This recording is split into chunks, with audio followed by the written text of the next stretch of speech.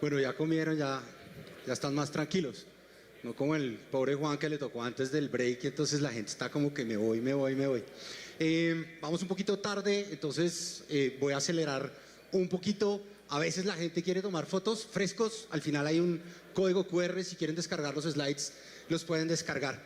Yo quisiera hoy que se vayan con 4 mensajes importantes, ¿listo? De esta conferencia mía, pero sobre todo de este evento. Ya oímos a María Claudia, ya oímos a los panelistas, pero quiero que cuando se vayan esta tarde, ojalá se puedan acordar de esos 4 elementos que me parecen claves. Y por eso el título de esta conferencia se llama El futuro se construye hoy y se construye a partir de tecnología. Primer mensaje. Cuando hablamos del futuro, extrañamente en América Latina, siempre pensamos que el futuro va a llegar en el 2030, en el 2035, en el 2040, y la verdad es que no. El futuro ya está aquí. Lo estamos viviendo. Ese es el primer mensaje con el que yo quisiera que ustedes se vayan. El futuro ya está aquí. El segundo mensaje con el que yo quisiera que ustedes se vayan hoy es precisamente que el futuro, el desarrollo económico y el desarrollo social de la humanidad solo lo produce la tecnología. Todos los avances de la humanidad han sido producto de la tecnología. Tenemos un problema, y es que últimamente cuando pensamos en tecnología pensamos en inteligencia artificial, o pensamos en el celular, o pensamos en 5G, y resulta que la tecnología va mucho más allá. Si uno mira de dónde viene la palabra tecnología, tecnología viene del estudio o arte de entender lo que ocurre alrededor nuestro y de podernos adaptar. Es el conjunto de conocimientos técnicos ordenados científicamente que nos permiten diseñar y crear bienes y servicios que nos facilitan la adaptación al medio ambiente o satisfacer necesidades que tenemos. Y bajo ese concepto de que la tecnología no son solo chips y no es solo 5G, uno podría entonces pensar y decir, oiga, la persona, me iba a saltar mida tecnología, mida desarrollo como quiera, mida desarrollo como la mejora en el Producto Interno Bruto del mundo, mida desarrollo como la expectativa de vida, mida desarrollo como la cantidad de población o el porcentaje de población que vive en extrema pobreza. Como ustedes quieran medir el desarrollo, ha sido la tecnología el motor que ha llevado a que todas estas variables mejoren sustancialmente a lo largo de la historia. Y entonces les decía, si uno piensa en un tipo como Steve Jobs, seguramente el primer personaje que se inventó estas primeras herramientas hace cerca de 2,5 millones de años era como cuando Steve Jobs mostró el iPhone por primera vez. Todos los amigos lo miraban como que, wow, este tipo, ¿qué es lo que tiene en la mano? ¿Sí? Y si ustedes piensan que tecnología es todo eso que nos sirve para apropiarnos de nuestro medio ambiente y para hacernos mejor, pues creo que no hay una más importante para la humanidad que el alfabeto. Y la posibilidad de transmitir información, no desde el punto de vista auditivo, en el que todos creo que hemos jugado el tema del teléfono roto, sino alguien que puede escribir algo y todas las generaciones posteriores pueden entender lo mismo que se dijo. O piensen en la rueda. La persona que implementó la rueda era el equivalente de Bill Gates en su momento. Todo el mundo arrastrando sus productos y él con su carrito con 2 ruedas andando. Y lo vemos una y otra vez. Piensen en el cambio sustancial social, económico y demás que generó el paso de ser nómadas al sedentarismo. El poder dominar la agricultura nos permitió un resto de consecuencias inesperadas. La primera de ellas, el nacimiento de una profesión como el arquitecto. Antes usted no necesitaba un arquitecto porque usted iba de cueva en cueva. Un día el arquitecto nace. Piensen, y me gusta mucho porque ahorita les voy a compartir una historia.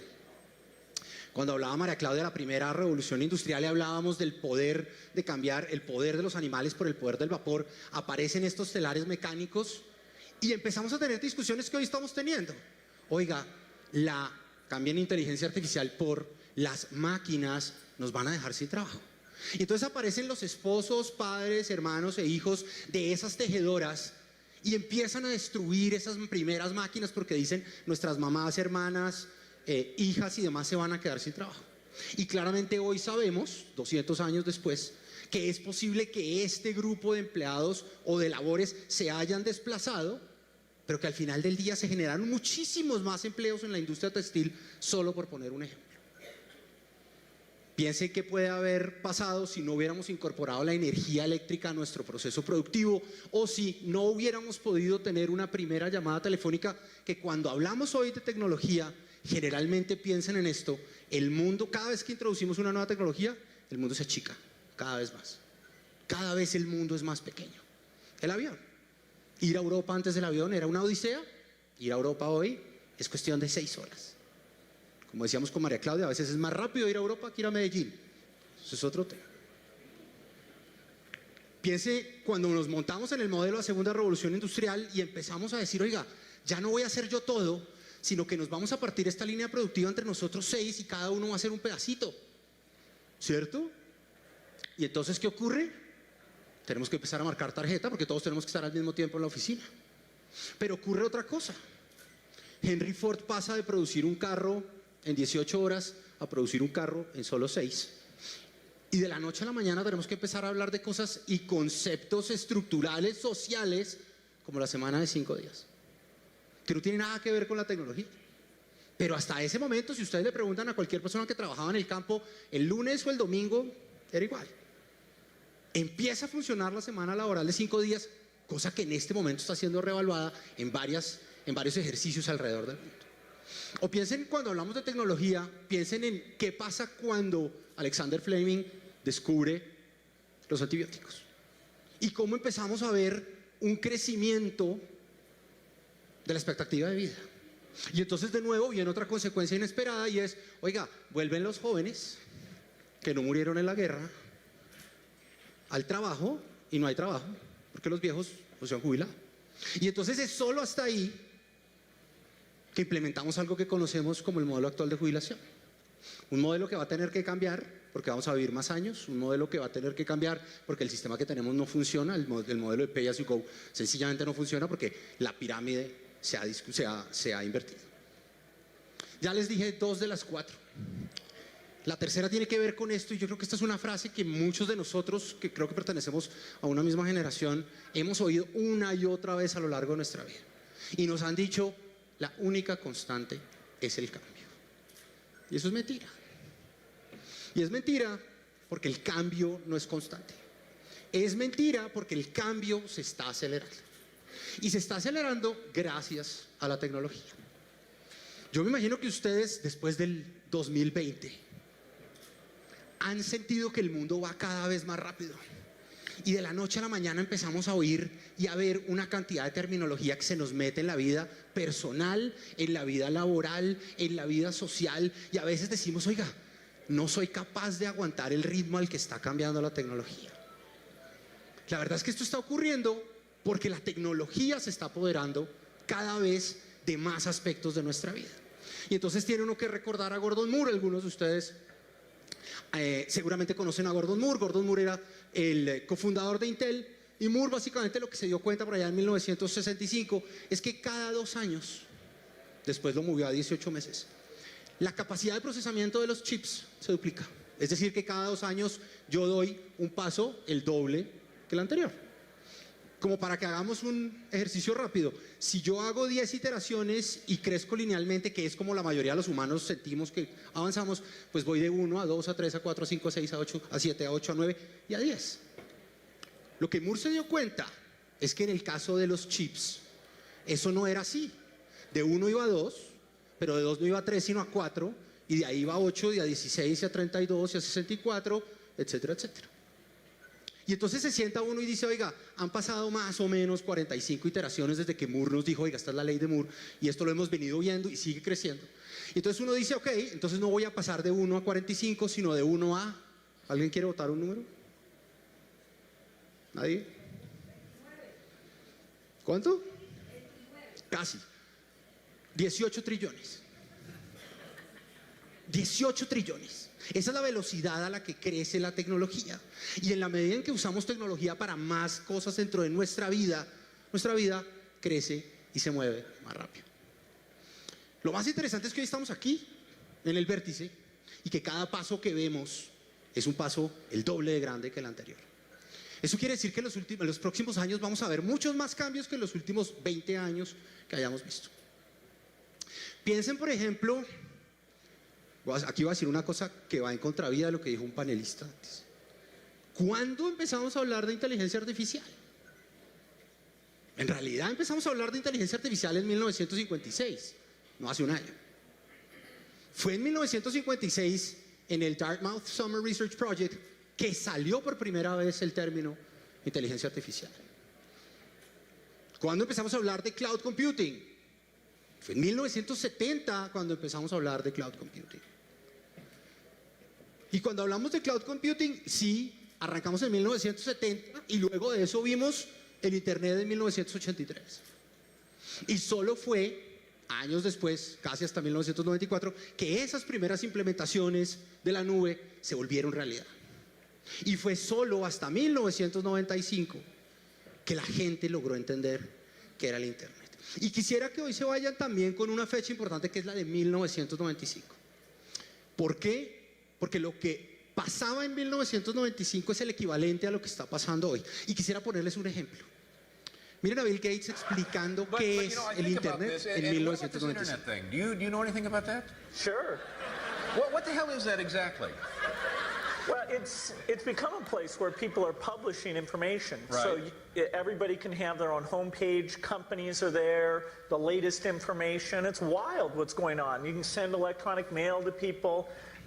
It is the big new thing. Yeah, but it's easy to criticize something you don't fully understand, which is my position here. Go ahead. But I can remember a couple of months ago, there was like a big breakthrough announcement that on the internet or on some computer deal, they were going to broadcast a baseball game. You could listen to a baseball game on your computer. And I just thought to myself, does radio ring a bell? Entonces el video tiene dos cosas interesantes. El primero es lo básico, la explicación básica que da Bill Gates de lo que es el Internet. Pero lo segundo es como la gente del común lo entiende. Dice, oiga, oí que a través del Internet iba a poder oír un partido de béisbol. Oh, I see. So it's stored in El radio, ¿no? Después le dice, no, pero es que usted lo puede oír en diferido. Dice, y no ha oído de las caseteras para grabar. Así es como estamos hoy. En 1995, un grupo de científicos dijo, oiga, vamos a tratar de descifrar el genoma humano. Nos vamos a demorar 15 años. 15 años nos va a tomar hacer esto. ¿Listo? A los 7 años hicieron un corte. ¿Alguien sabe en porcentaje en cuánto iban en la mitad de esos 15 años?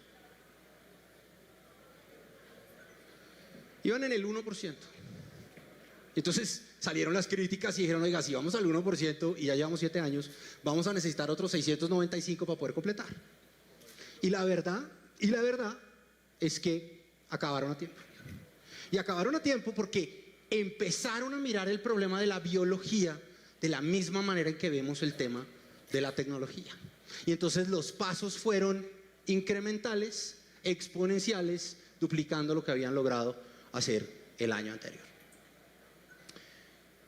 Cuando nos paramos en finales del siglo pasado, pasan 3 cosas que son súper importantes.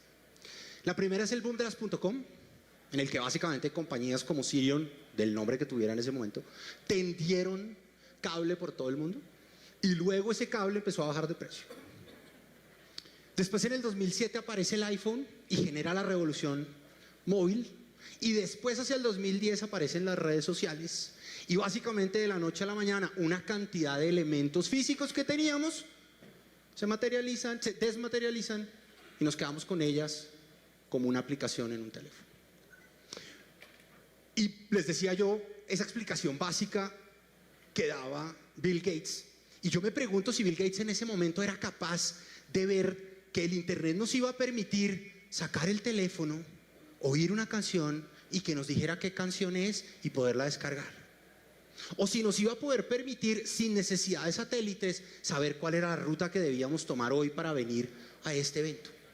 O si al levantarse por la mañana podría decirle, hola Siri, buenos días, y que mi cortina se abra, que la cafetera de mi señora se prenda. O si Bill Gates sabía en ese momento que iba a poder hablar con sus hijos, esos son mis hijos, viéndose todos los días a pesar de que mis hijos viven en otro país. Y por eso les digo que hoy estamos en ese momento. Esa explicación que daba seguramente la persona que más sabía de Internet en 1995 es lo que hoy estamos recibiendo de todas estas tecnologías de las que estamos hablando. Esas tres cosas juntas generaron un tsunami que terminó generando unas cosas importantísimas. La primera se las mencioné ahorita, un aumento en la infraestructura. La segunda, un aumento en la capacidad de procesamiento, una disminución radical en los costos de qué implicaba poder almacenar y procesar información.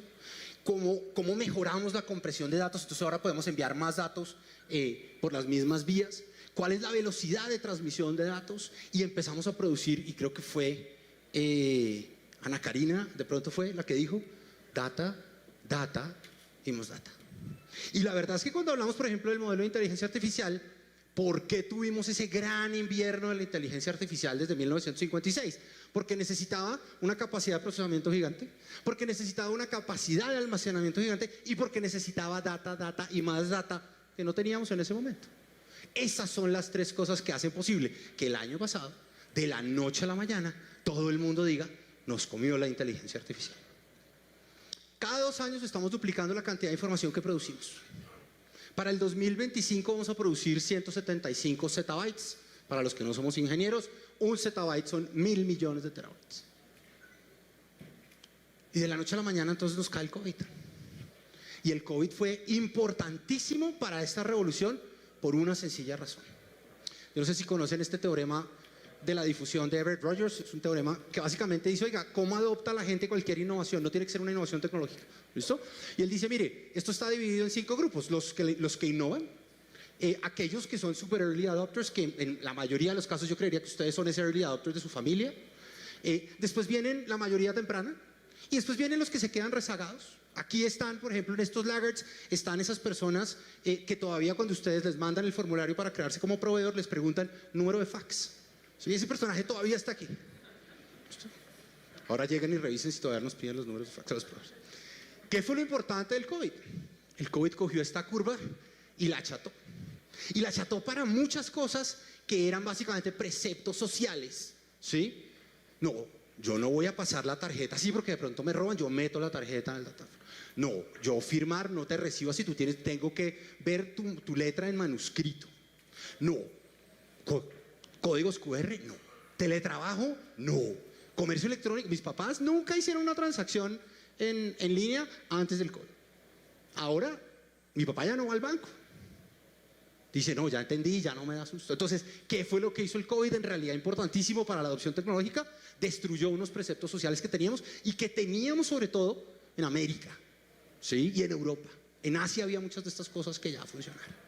Y entonces, como decía María Claudia, pasamos de una primera revolución industrial que convirtió el poder de los animales en realidad en el poder del vapor, a una segunda revolución industrial que nos llevó a un modelo de especialización, pero sobre todo energizó la cadena productiva, a una tercera revolución industrial, de la cual todavía muchos vivimos, que fue la era de la información, a una cuarta revolución industrial. Una cuarta revolución industrial que, a diferencia de todas las anteriores, no tiene un gran elemento, sino que tiene muchos elementos que se cruzan entre sí. Elementos como el Internet de las Cosas, la inteligencia artificial, la realidad extendida o metaverso o multiverso, la manufactura por demanda, la robótica avanzada y la ingeniería genética. Voy a hablar solo de algunos de ellos, sencillamente porque creo que muchos de los panelistas y expositores hoy van a hablar mucho de inteligencia artificial y del tema del metaverso. Pero déjenme les pongo un ejemplo de cosas que estamos viendo interesantes en el Internet de las Cosas, de las que no hemos hablado hoy. Súper chévere que el reloj le pueda decir, oiga, usted tiene el pulso raro, vaya al médico y que eso lo salve. ¿Sí? Súper chévere que la nevera le pueda decir, María Claudia, no hay huevos, antes de venir trae huevos, y la nevera le manda uno la foto y dice, oye, no hay huevos, ojo que los niños van a llegar esta mañana y no van a tener con qué desayunar. Súper chévere que el termostato, por ejemplo, en las ciudades un poco más cálidas sirva para ahorrar energía, y súper chévere que cuando yo llegue a mi casa se prendan las luces, se abra la puerta, se ponga la música, etcétera, etcétera. Pero ¿qué pasa cuando yo llevo eso en realidad a un modelo de negocios en el que ustedes son parte fundamental de la implementación? Miren, por ejemplo, el caso de Cemex, que tiene unos morteros inteligentes en sus obras más grandes en México. Morteros que le dicen a Cemex, oiga, el cemento en esta obra, al ritmo que están consumiendo, se va a acabar en 14 horas. Y entonces yo puedo tomar esas 14 horas para estar a las 13 horas y 59 minutos con los camiones que necesito estar en la puerta, con el cemento que se requiere para seguir funcionando. Hablábamos de experiencia del cliente, ahí está. Querían hablar de costos de inventario, ahí está.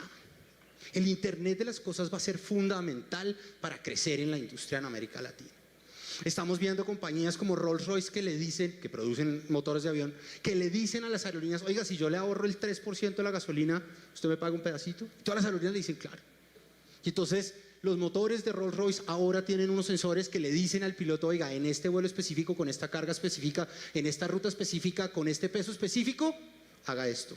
Y se va a ahorrar 2% de la gasolina que antes hubiera gastado. Cuando hablamos de inteligencia artificial, cuando hablamos del Internet de las cosas, por ejemplo, en un país como Colombia, estamos hablando de una posibilidad inmensa de hablar de agroindustria de verdad. No de tener pequeños campesinos que todavía producen alimentos como si estuviéramos en el siglo XIX. Y cuando uno mira, por ejemplo, dónde está la mayor cantidad de dispositivos conectados en Estados Unidos, no está en Nueva York, no está en Silicon Valley, está en la despensa norteamericana. Tractores, sensores, drones que están jugando a un campo cada vez más tecnificado y más productivo. Y por último les pongo este ejemplo que me encanta, lo vi en Shanghai hace unos años y me voló la cabeza.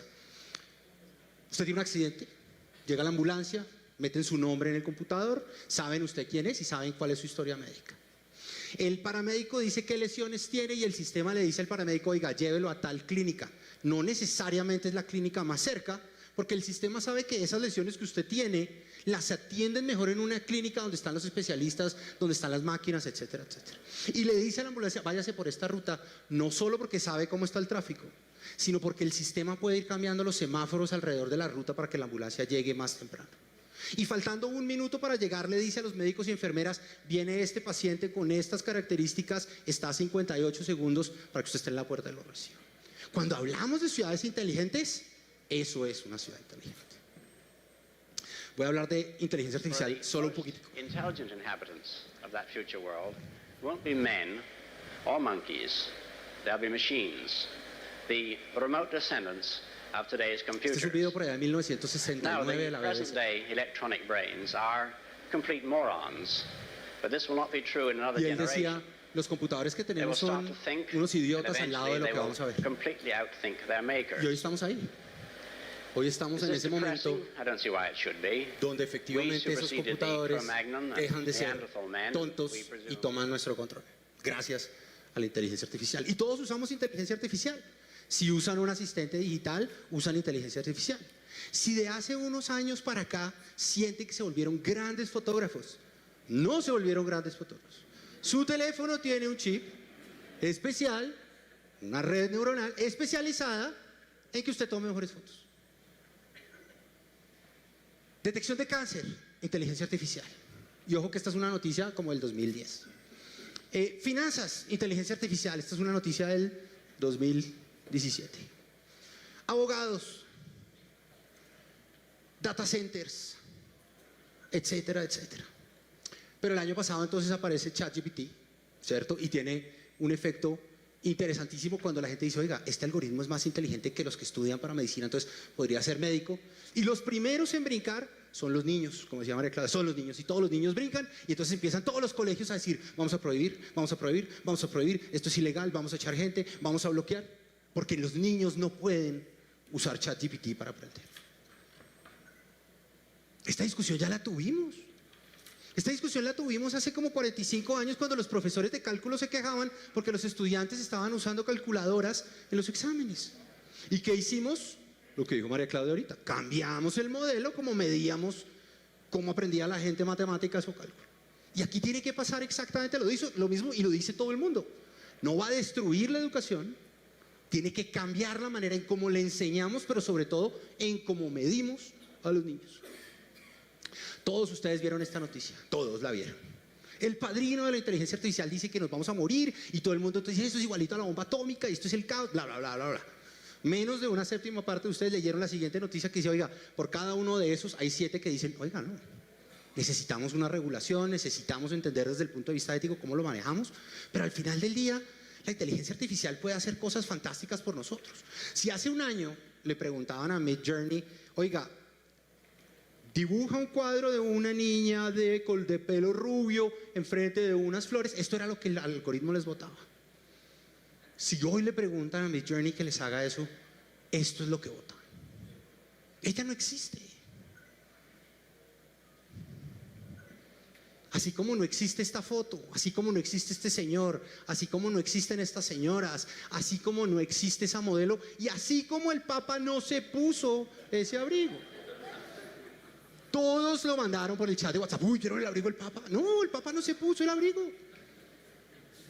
Alguien le escribió, oiga, quiero una foto del Papa con un abrigo de invierno al estilo Gucci, whatever, bla, bla, bla. A mí hay fotos que de verdad me llaman mucho la atención. Esta es una de ellas. Esta es una foto que alguien creó de dos mujeres, madre e hija, con un look de comienzos de los 1900. Y le dice, pero además quiero que la foto aparezca rasgada. Ninguna de ellas existió. O esta. Imagínese a alguien ser capaz de escribir, quiero una foto en donde aparezca una niña mirando al horizonte que está en una panadería detrás de un vidrio, y creo que en el vidrio se vea el reflejo, pero además quiero que se vean las luces. Pero esto va a cambiar radicalmente los trabajos y va a cambiar radicalmente la manera en que vemos el mundo. ¿Han visto este cuadro? The Milk Lady se llama, de Vermeer. Es un cuadro muy famoso en Europa. Bueno, en realidad no. El cuadro famoso de Vermeer es este. Y entonces la gente de Nestlé le preguntó a Midjourney, oiga, ¿cómo sería el resto del cuadro que pintó Vermeer? Y Vermeer dice, oiga, ¿sabe qué? Con el estilo del personaje, con el estilo de esta pintura, yo me imagino que el entorno en el que ella estaba es este.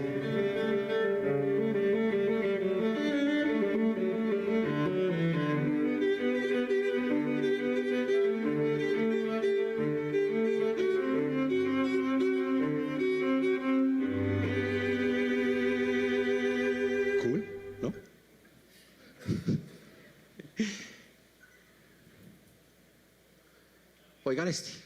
I stand before you not as an Leonardo expert, DiCaprio estuvo but as a en las Naciones concerned Unidas citizen. y dio este One of curso. the 400,000 people who marched in the streets of New York Y on la gente de Eleven Sunday Labs hizo algo encima y Billions es, of others around the world hace want que to lo que dijo solve Leonardo our DiCaprio climate suene como otras crisis. personas. As an actor, I pretend for a living. I play fictitious characters, often solving fictitious problems.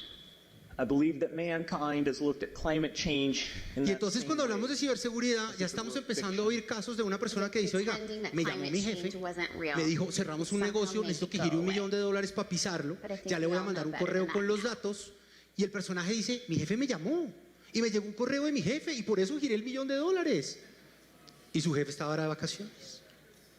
Este video lo grabé antier y lo grabé para acá, algunos ya lo vieron en LinkedIn, pero este video lo grabé para este evento. ¿Es esa misma tecnología? मैं एक नए सेवा को परीक्षण करना चाहता हूं जिसका yo no नाम sé hablar हेजिंग हिंदी। है, जो केवल मेरे कहने को अन्य भाषाओं mi में voz, अनुवाद करने pero yo no के sé hablar अलावा हिंदी। मेरे मुंह Miren की mis गति को labios। बदलकर उन शब्दों के साथ मैच करने का दावा Yo dije करता una है cosa en जो मैं español, si हर quieren भाषा búsquenlo में en el कह रहा LinkedIn o en हूं। el यह TikTok। एक बहुत उपयोगी सेवा है Y lo que hace el algoritmo es und es usar mi handelt voz. sich einen dieser neuen Y cambia los KI-Algorithmen, die wir so labios. häufig im Bereich der Yo no sé hablar künstlichen alemán. Intelligenz sehen. Generativ. Se lo mandé a Dann mis nehme ich primas que dieses sí hablan Video alemán auf, y me dijeron, wow, indem ich qué duro mindestens eres. Y yo, 30 no. Sekunden Yo no. aufnehmen muss, damit das System meine Stimme lernt, wie ich spreche und dann ¿Qué diese pasa si yo tengo una Transformation compañía de durchführt. entrenamiento y Mal quiero sehen, poder wie es hacer läuft. entrenamiento en otros idiomas? 而且它是我 Pero 们 mi 在 gente no habla 人工 inglés 智 o no 能 habla- 领域中经常 o 看 no 到 habla 的 chino. 那些新的人工智能算法之一 Lo más cool 生 es, 成的。所以我 Movimiento 正 de los 在 labios. 录制这个视频。 se llama HeyGen y el primer video lo pueden hacer gratis, así que heygen.com para que se enloquezcan ahí. Lo más interesante de la inteligencia artificial es que los costos de entrenar estos modelos están cayendo 70% por año. Todos hablan de ChatGPT, todos jugamos con ChatGPT, la versión 3 que salió a finales del año pasado. Eso le costó a OpenAI $5 millones entrenarlo en el 2018. Alguien que quiere entrenar ese mismo modelo con unas características similares de tamaño y complejidad, hoy le cuesta $500 million. Y para finalizar la década, cualquier compañía con $30,000 lo va a poder hacer. Porque los costos asociados a este entrenamiento, así como todos los costos de la tecnología, vienen cayendo de manera exorbitante. La segunda de la que quisiera hablarles hoy es del tema de manufactura por demanda o impresión en 3D. ¿Sí? Y quisiera hacerlo porque a veces no caemos en cuenta que hay cosas que están pasando en la región que son súper interesantes. La mayoría de los fabricantes de zapatos, digamos deportivos, ya hoy pueden decirle a su usuario, venga, se lo mide y se le imprimo en 3D. Compañías como Apple están diciendo, oiga, ¿sabe qué? Ya no voy a tener que mandar las cosas a China para que me las fabriquen, sino que yo puedo imprimir en 3D componentes de mis dispositivos. Y puedo producir componentes que son 5 veces más fuertes y 10 veces más baratos que el modelo tradicional, con un agravante o con una ventaja adicional, y es que si necesito esta pieza porque se me rompió, la puedo tener en 6 horas y no en 15 días esperando que llegue de China y se quede en la aduana de la DIAN esperando a que alguien firme el papel para que entre. Hoy en día, por ejemplo, Avianca tiene 2 impresoras 3D para piezas de motores. ¿Cuánto vale un avión parqueado porque hay una pieza que se acabó y que la tienen que mandar de Houston? Versus, oiga, ¿cuánto me vale imprimir esta pieza? En Colombia hay una compañía fantástica que imprime piel. Imprime piel. Usted le manda células, por ejemplo, una persona quemada, usted le manda un vial de su sangre, toman sus células y le pueden imprimir piel con su ADN. Y ya estamos viendo los primeros ejemplos de impresión de órganos completos. Robots. Cuando ustedes piden por Amazon, esto es lo que pasa. Un robot toma lo que usted pide, se lo lleva a un humano, el humano lo taguea y el humano se lo entrega a otro robot. Y entonces la gente dice, las máquinas nos van a dejar sin trabajo, y este es un gran ejemplo del tema. En el 2012, Amazon tenía 88,000 empleados. Y ese año introdujeron 1,000 de estos robots, que no se enferman, que no tienen que ir al baño, que no tienen que ir a recibir las notas de los niños al colegio, que no tienen que almorzar, etcétera, etcétera. Entonces automáticamente la gente dijo, metieron 1,000 robots, van a votar 3,000 personas. Esa curva que ven es la curva de empleados de Amazon.